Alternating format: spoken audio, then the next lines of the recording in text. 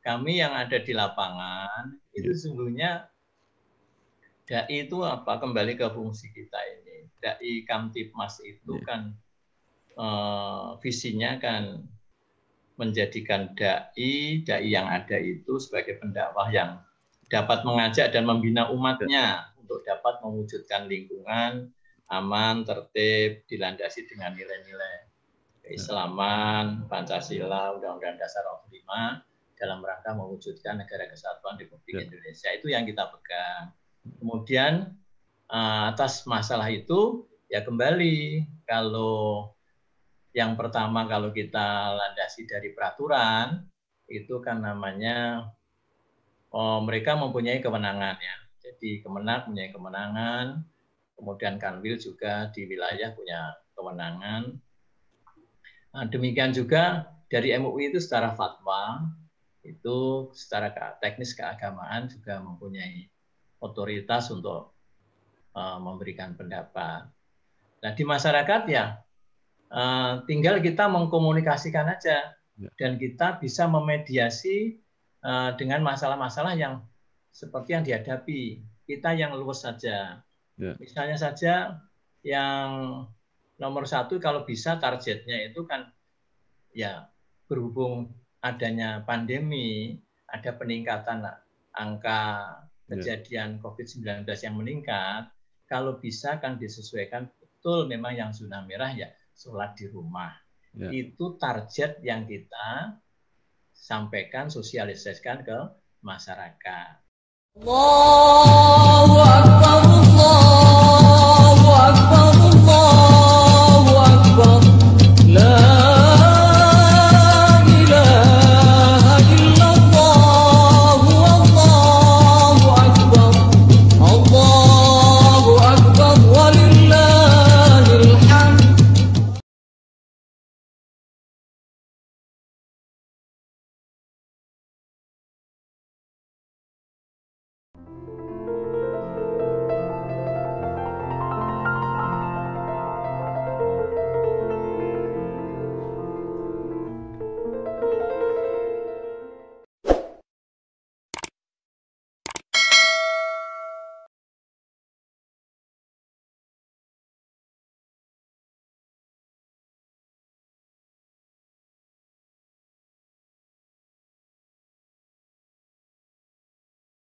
Assalamualaikum warahmatullahi wabarakatuh.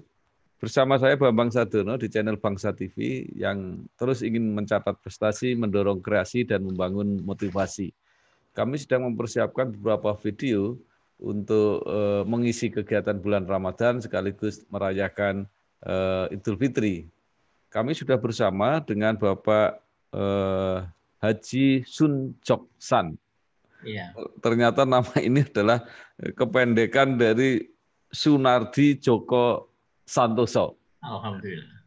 Jadi beliau sekarang adalah menjadi Ketua Dai Kamtibmas Polda Jawa Tengah.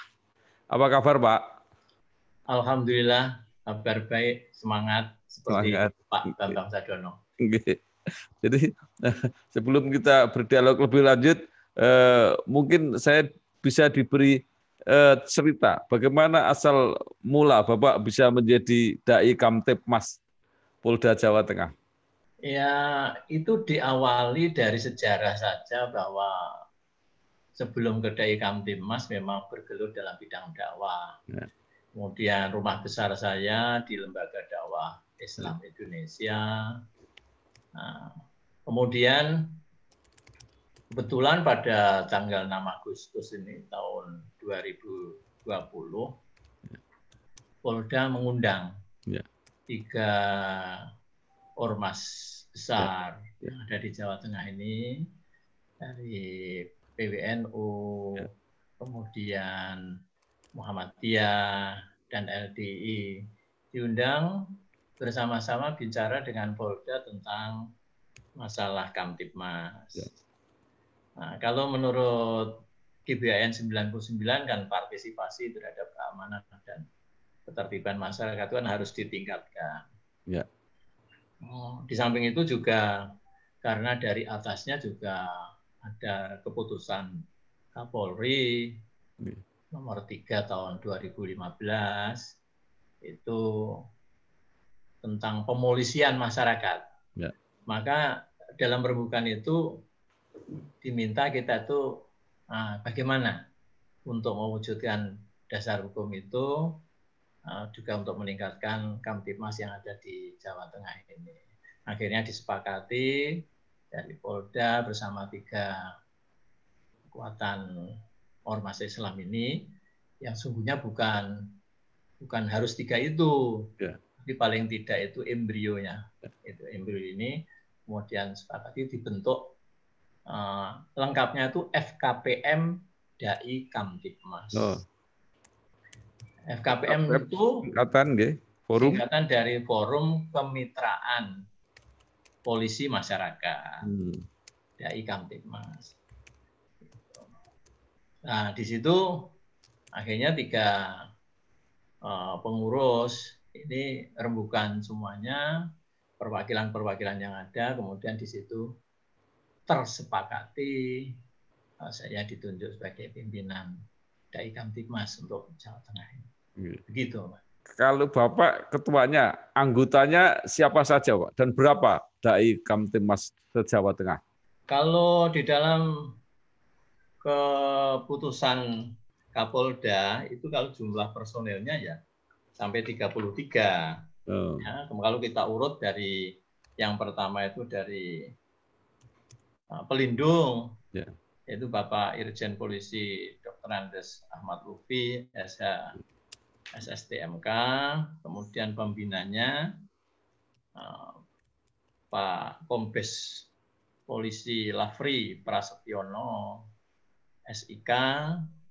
Nah, kemudian penasihatnya ada 3 dari 3 elemen itu, dari PWNU, ketuanya itu Pak Dr. Andes Haji Muhammad Mujamil, kemudian yang dari Muhammadiyah Pak Dr. Andes Haji Tafsir MAG, kemudian yang dari LDI Prof. Dr. Singgih Sulistiono MHum, nah, kemudian ketuanya saya, dan ada wakilnya dari Muhammadiyah itu Pak Kiai Haji Dr.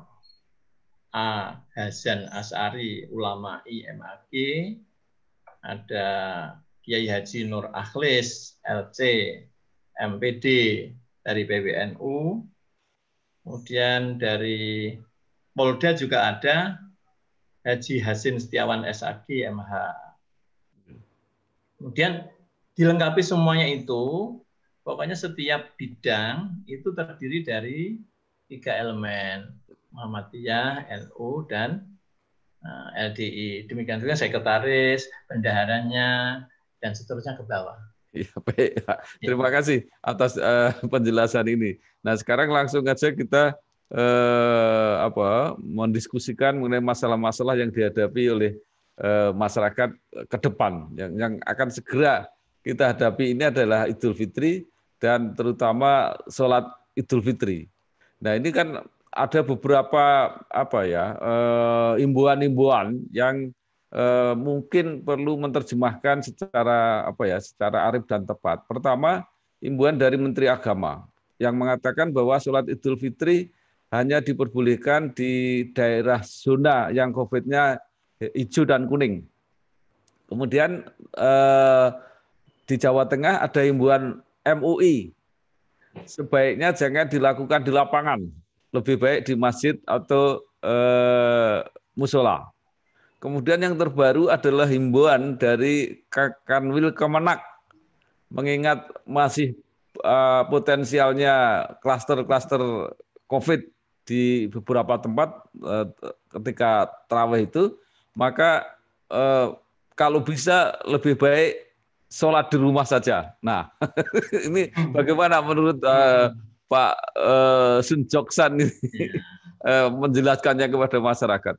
Monggo, Pak. Iya, menarik sekali ya. Kenapa keputusan 3 tingkat atau 3 lembaga itu tidak koordinasi kemudian jadi satu model begitu ya? Ini yang menarik sekali. Nah, kami yang ada di lapangan itu sesungguhnya Dai itu apa? Kembali ke fungsi kita ini. Dai Kamtipmas itu kan visinya kan menjadikan dai yang ada itu sebagai pendakwah yang dapat mengajak dan membina umatnya untuk dapat mewujudkan lingkungan aman, tertib, dilandasi dengan nilai-nilai keislaman, Pancasila, Undang-Undang Dasar 45 dalam rangka mewujudkan negara kesatuan Republik Indonesia. Itu yang kita pegang.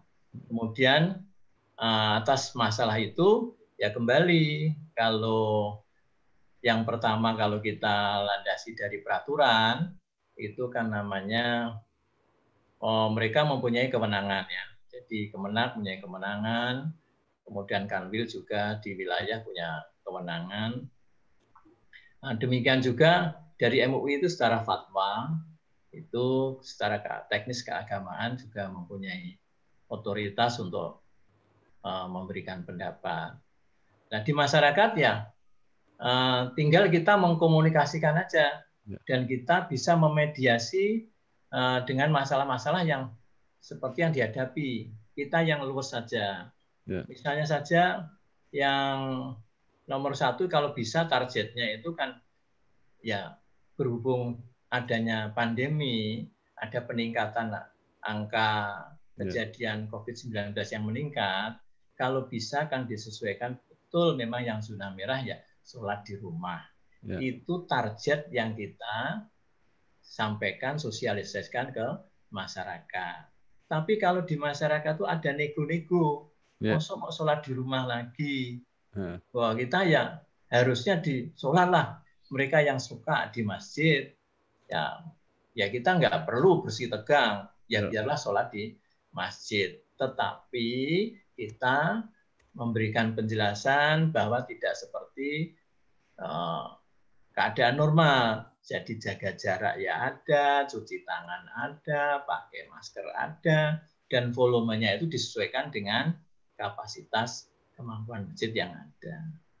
Bahkan kemungkinan meskipun MUI itu meminta untuk harus di masjid, tetapi kalau ada yang saya ya maunya di lapangan saja begitu.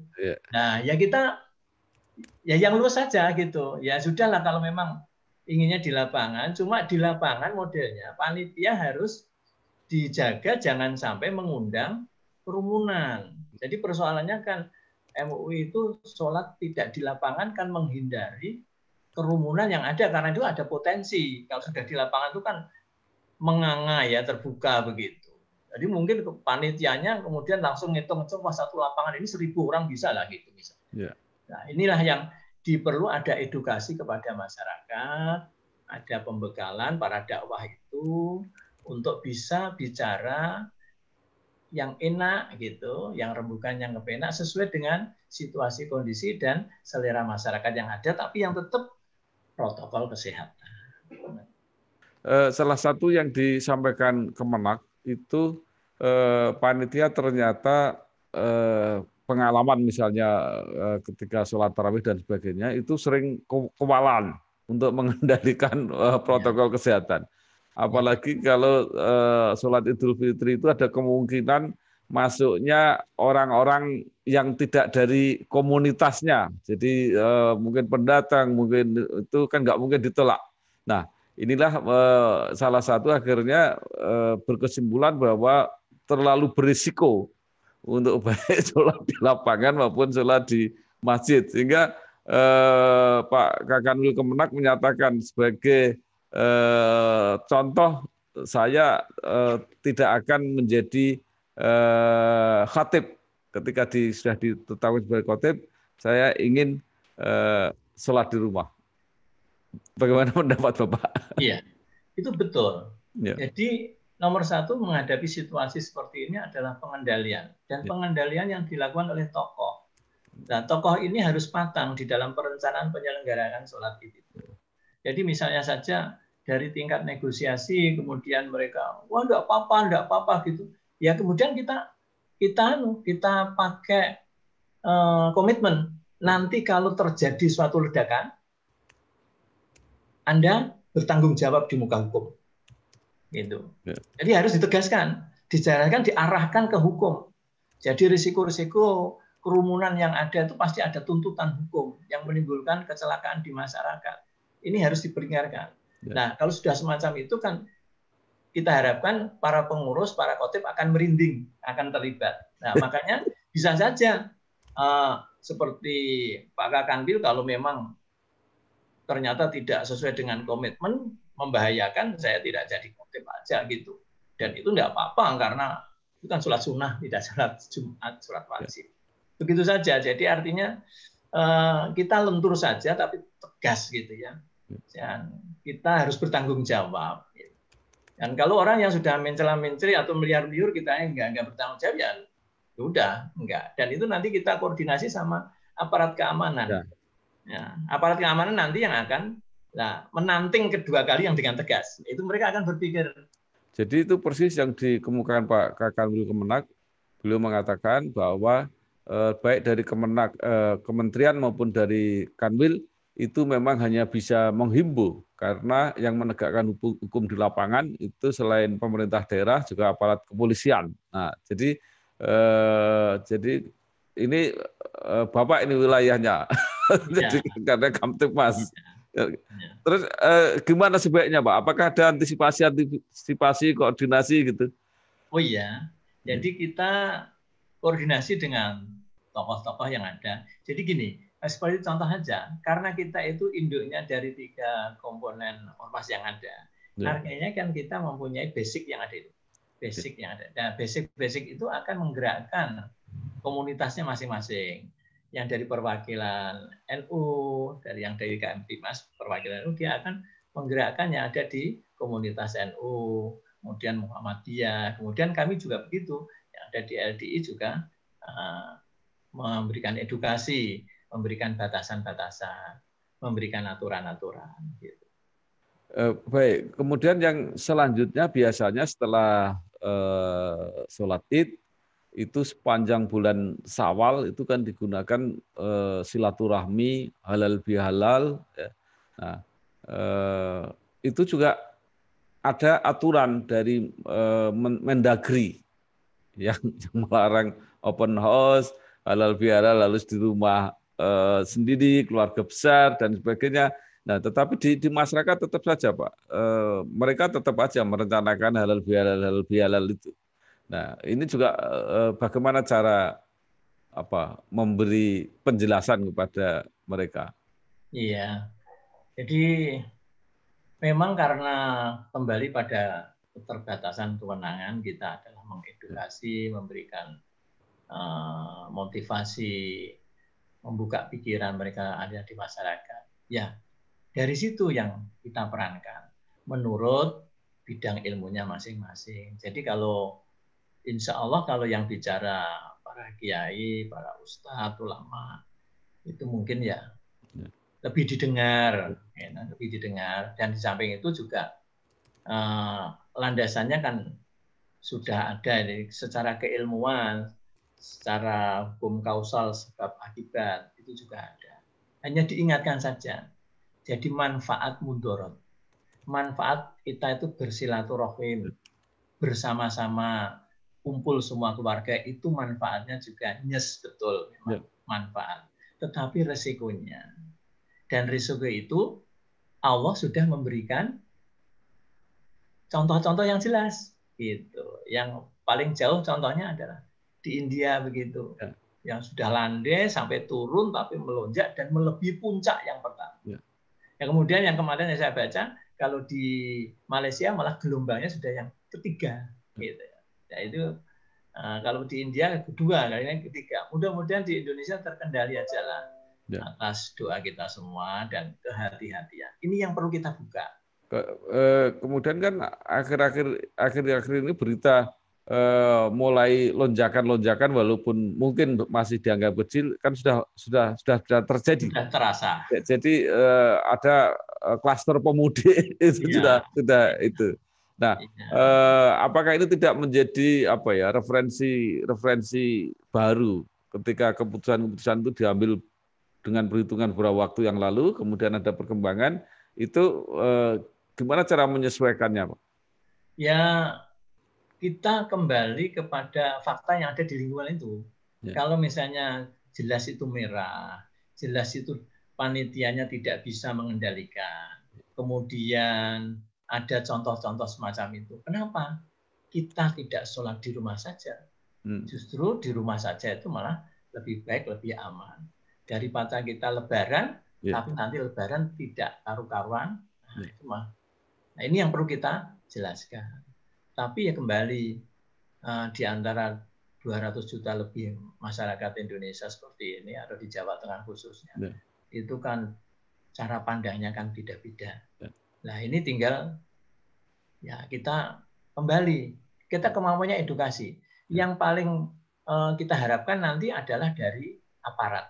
Karena aparat ini yang akan bisa menentukan boleh dan tidak. Jadi kuncinya di aparat. Dia punya takaran, punya standar, dan mendapatkan informasi dari kita, misalnya gitu. Kalau kita sudah menginformasikan, wah ini harusnya sholat di rumah, tapi mereka ngotot Pak Yuntullah ini. Dilarang saja ya, kira-kira ya, insya Allah ya efektif lah gitu ya. Ya, baik, ternyata ada solusi. Jadi kalau tokoh masyarakat tidak bisa lagi mengendalikan karena modalnya cuma menghimbau, maka aparat punya kewenangan untuk ngambil keputusan gitu Pak ya. Iya, jadi cuma itu ya tetap harus dikaji ya. Ini karena kadang itu kan risikonya kadang ada benturan, nanti ada kemarahan apa gitu, nanti yang kita hindari seperti itu. Kemudian juga satu lagi Pak yang menarik, ini kan secara resmi itu larangan mudik, larangan kegiatan itu sampai tanggal 17. Padahal kalau di Jawa Tengah itu kita punya tradisi apa Pak? Kuatan. Itu dihitung 7 hari setelah hari raya. Adalah tanggal 13, berarti itu tanggal 20 puncaknya. Jangan-jangan mereka menunda. Oke, nggak Lebaran Idul Fitri tapi mau kupatan gitu. Nah, apakah ini nanti halal bihalal dan sebagainya itu tidak menjadi masalah baru gitu? Iya, itu kelihatannya yang perlu kita rakor mendesak. Jadi rakor mendesak itu temanya adalah hari raya yang bergeser tanggal gitu ya. Jadi kerumunan yang bergeser tanggal. Kelihatannya itu yang perlu disikapi semua pihak. Kemudian kalau dari data intelijennya tentang kerumunan itu ya terjadi ya harus diantisipasi. Dan itu nanti juga kunci juga Pak Lurah itu ya. Pak Lurah kemudian RT RW merupakan juga kunci juga karena beliau sebagai tokoh itu nanti ya akan biasanya mengeremnya juga diperhatikan. Pak RW nggak setuju kok, misalnya begitu ya, nggak enak gitu. Kira kita karpe dewe gitu. Baik, Pak Sunjoksan, mungkin Bapak masih ada hal-hal yang ingin disampaikan kepada masyarakat, khususnya di dalam menyambut Idul Fitri, kemudian ikutannya itu silaturahmi, halal bihalal dan sebagainya. Monggo Pak. Saya hanya bisa berharap kepada semua masyarakat yang ada di Jawa Tengah khususnya untuk senantiasa kita mentaati dari peraturan yang diminta oleh pimpinan. Jadi sebagaikan kita itu naik bis itu penumpangnya macam-macam. Tapi ketika kita sudah naik bis duduk, kita ya harus taat pada drivernya. Driver mau ke kanan, ke kiri, mau cari jalan yang pendek, jalan yang lebih halus, kita percayakan pada driver. Artinya di sini adalah pemerintah.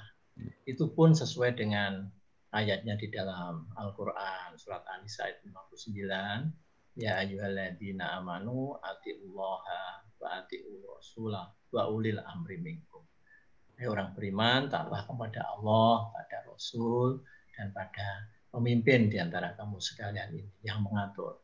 Jadi dengan adanya aturan yang selama aturan itu tidak maksiat dan itu baik, kita kalau taat mendapatkan pahala dan akan lebih sehat. Semoga Lebaran tahun ini betul-betul membahagiakan dan tidak menjadikan COVID ini semakin berkembang. Bahkan insya Allah dengan doa kita, mudah-mudahan setelah Lebaran ini angka COVID semakin turun, itu harapan kita. Dan secara pribadi, saya kesempatan ini mohon maaf lahir batin atas segala salah yang ada dalam memberikan pelayanan kepada masyarakat. Taqabbalallahu minna wa minkum innal aidin wal faidin. Wassalamualaikum warahmatullahi wabarakatuh.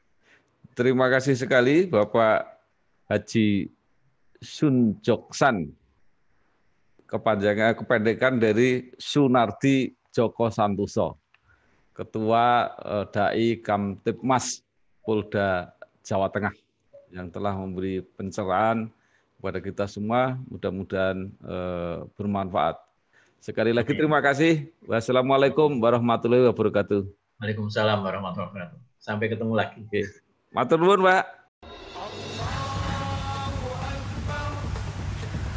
Assalamualaikum warahmatullahi wabarakatuh.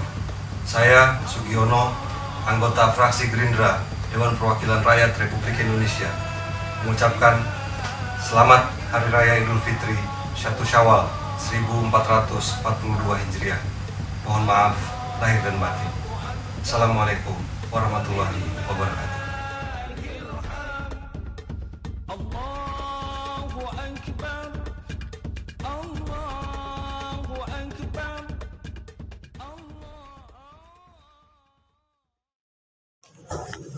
Terima kasih, saya sudah mendapat paket dari produk Jamu Jago. Terima kasih Pak Bambang dan juga terima kasih kepada PT Jamu Jago. Semoga tetap lancar dan sukses. Tuku kupat ning Ponorogo, ngaturaken lepat sak jiwa raga. Sego gurih ngombe dawet, ora mulih ya diampet. Matur nuwun.